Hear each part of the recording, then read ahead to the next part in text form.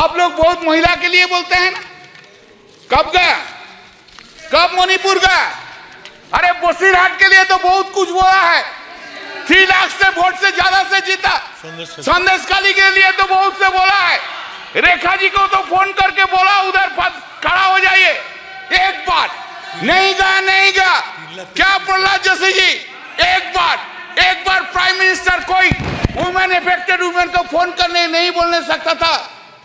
बेटी तू देश का बेटिया है, तू मेरा बेटिया है, हम तुझको देखेंगे, ये बात बोलने नहीं सका, ये बात बोलने नहीं सका। Sir, the crime, women crime, crime against women reported per lakh of population in the country. 2014, 56.3, 2019, 66.4, 2023, 75.8% in the country. Total number of crimes against women, just 1 minute. Total number of crime against women, 3,37,922. 2019, 3,70,503. 2023, 4,45,000. थोड़ा schedule caste का बारे में सुन लीजिए। बहुत से schedule caste का schedule type के लिए रोना है, रोते हैं। Crime against SC people 2040 40,401, 2019 45,961, 2023 57,522. Crime against ST people 6,827, 2014 2019 7,570, 2020 10,064. Class 8 की बच्ची है जिसका नाम है नूर जहां। वो स्कूल आती है, अचानक कुछ दिन के बाद वो आना बंद कर देती है। उसके साथी लोग पूछने का प्रयास करते हैं कि वो कहां गई, क्या हुआ, तो पता चलता है कि उसकी शादी कर दी गई है।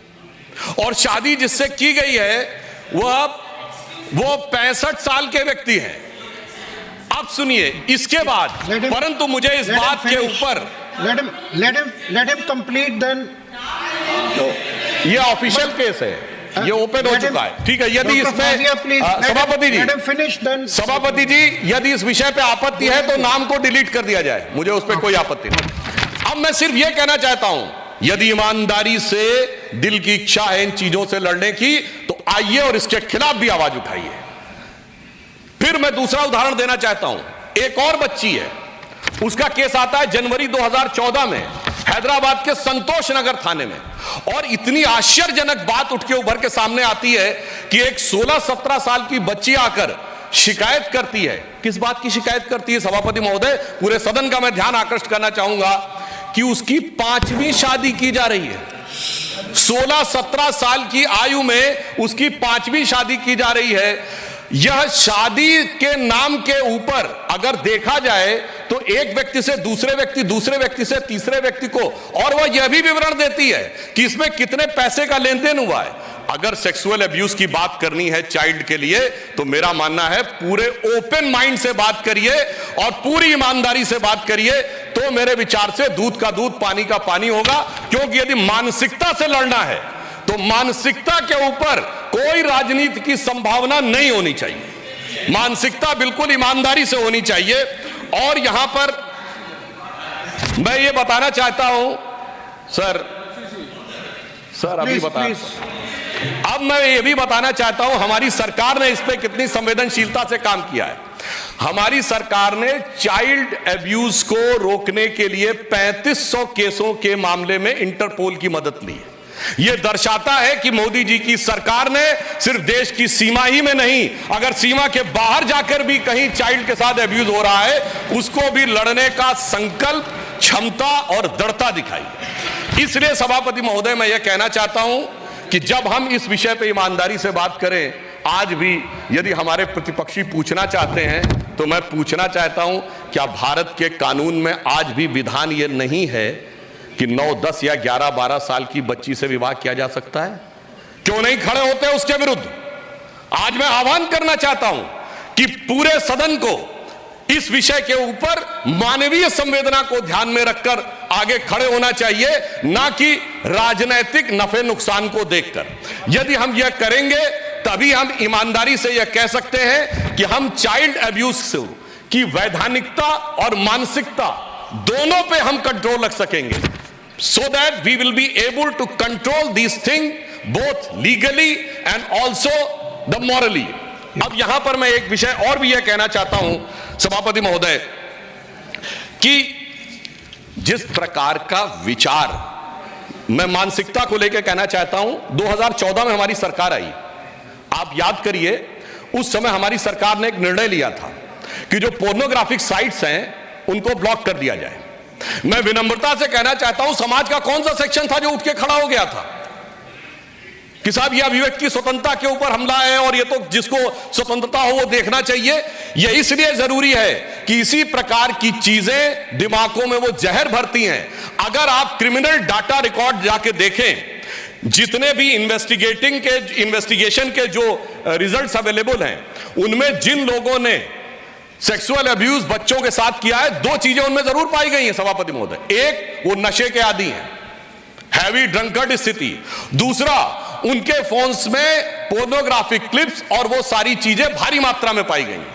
तो मैं सिर्फ ये कहना चाहता हूं, यदि हमें मानसिकता से लड़ना है तो हम ये भी नहीं कह सकते कि साहब विशेष प्रकार की वेबसाइट्स देखना, अश्लील वेबसाइट्स देखना, तो ये तो व्यक्ति की स्वतंत्रता पर छोड़ दिया जाना चाहिए।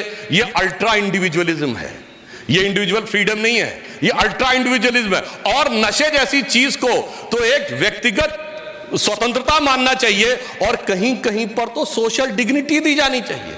यदि हम इस मानसिकता के साथ चलेंगे तो मेरा मानना है कि हम कभी भी इस चुनौती का सही ढंग से सामना नहीं कर सकते। इसलिए मैं कहना चाहता हूं सभापति महोदय, एक समस्या यह भी आई है कि जब से जरूरत से ज्यादा यह ऑब्जेक्टिविज्म आ गया है। हम कोई विज्ञापन देखें, तमाम प्रकार की जो प्रस्तुतिकरण है वो देखें, तो उसमें हर चीज का ऑब्जेक्टिफिकेशन है। बच्चे का ऑब्जेक्टिफिकेशन है, वुमेन का ऑब्जेक्टिफिकेशन है, और उसको हम कहते हैं this is a expression, way of expression. यदि हम इस मानसिकता से लड़ना चाहेंगे तो यह सिर्फ राजनीतिक आधार पर संभव नहीं है। इसके लिए समाज को एकजुट होना पड़ेगा। और हमारी सरकार, सभापति महोदय, हमारी सरकार तो बच्चों के कल्याण के लिए संकल्पित होने का भाव तो अपने विचार और संस्कार लेके में आती है, क्योंकि हम तो वो हैं जिन्होंने श्री रामलला विराजमान को प्रतिष्ठित करने के लिए एड़ी चोटी का जोर लगा दिया।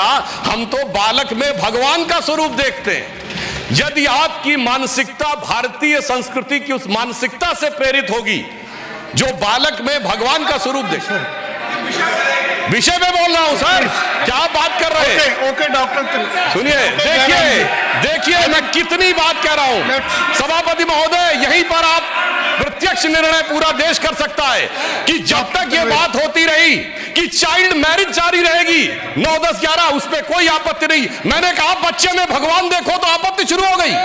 बच्चे में भगवान देखने की जो मानसिकता है वो हमारी अपना विचार है। और सिर्फ मैं कंक्लूड कर रहा हूं सभापति जी, हम सिर्फ बच्चे में भगवान नहीं देखते सभापति महोदय, हम तो सारा ब्रह्मांड बच्चे में देखते हैं। चाहे हमारे यहाँ एक नहीं अनेक उदाहरण हैं कि भगवान कृष्ण भी जब बाल कृष्ण थे तो उनके मुंह में ब्रह्मांड दिखा था, और भगवान राम जब बालक राम थे तो याद करिए जो हम ये भजन गाते हैं ना, भय प्रकट कपाला, उसमें क्या लाइन है? ब्रह्मांड निकाया। अब देखिए इनको समस्या क्या हुई, वो उस लाइन से एक्सप्लेन कर रहा हूं। ब्रह्मांड निकाया निर्मित माया, रोम रोम प्रतिवेद कहे, सो मम उर्वासी जग उपहासी, सुनत धीर मत थिर न रहे। इसका अर्थ जानते क्या है? कि जो संपूर्ण ब्रह्मांड जिनके रोम रोम से बनते हैं, वो हमारे, कौशल्या जी कह रही, वो हमारे उर में आकर हमारे गर्भ में आप प्रवेश कर गए। ये बड़े बड़े बुद्धिमानों को समझ में नहीं आता है। सुनत धीर मत थिर न रहे, यानी उनकी बुद्धि स्थिर नहीं हो पाती है, वो व्यथित हो जाती है, वो विचलित हो जाती है। वही विचलन आज हमें अपोजिशन में देखना पड़ रहा है। तो मैं अंत में सिर्फ यह कहना चाहूंगा कि हम सबको इस विषय के ऊपर ईमानदारी से विचार करना चाहिए।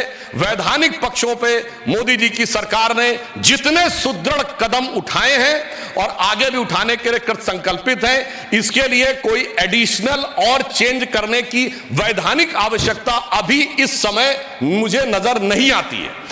परंतु मानसिकता के स्तर पर लड़ने की आवश्यकता हमें पूरी नजर आती है, और इसके लिए हम सबको वोट बैंक की राजनीति और सियासत, नफे नुकसान से ऊपर उठना पड़ेगा। तब हम देखेंगे भारत एक नया स्वरूप ले रहा है।